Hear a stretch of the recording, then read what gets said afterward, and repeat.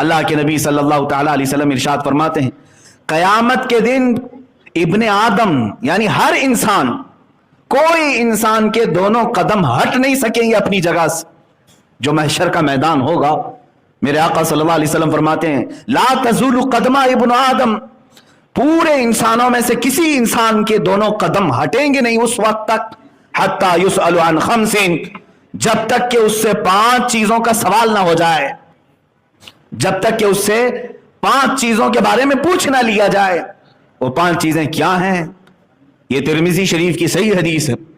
اللہ کے نبی صلی اللہ تعالی علیہ وسلم فرماتے ہیں عن عمرہ فیما افناہ، سب سے پہلا سوال یہ ہوگا کہ اللہ نے جو تجھے پوری عمر دی تو نے کہاں کہاں گزاری، پورا حساب دے دے.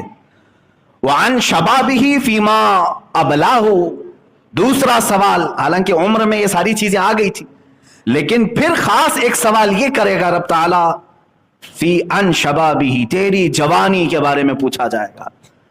ہر ایک کی جوانی کے متعلق پوچھا جائے گا کہ تو نے یہ کہاں کہاں گزاری.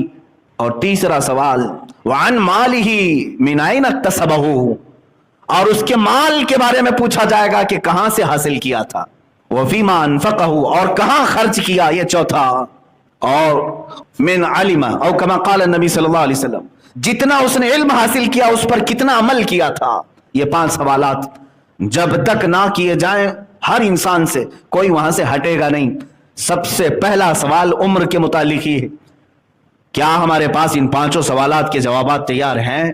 نوجوانوں تم بتاؤ کہ جوانی کے متعلق جب سوال ہوگا تو بزرگان دین جو اس کی تشریح فرماتے ہیں دوسرے سوال پر انسانیت اٹک کر رہ جائے گی، یہاں تک کہ یہ دوسرا سوال ہے نا وعن شبابہ فیما ابلاہ، اور جوانی کے متعلق پوچھا جائے گا کہ کہاں کہاں گزارا، بتا دے.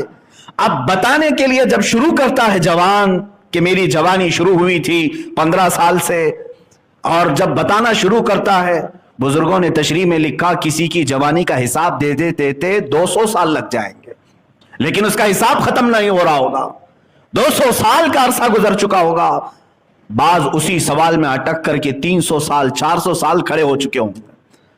اور کسی گھبراہٹ کی ضرورت، کوئی جلد بازی کی ضرورت نہیں. 50,000 سال کے برابر کا ایک دن ہے، تمہیں تو حساب دینا ہے. کوئی اتنے سالوں تک کھڑے رہیں گے صرف دوسرے سوال کے جواب میں.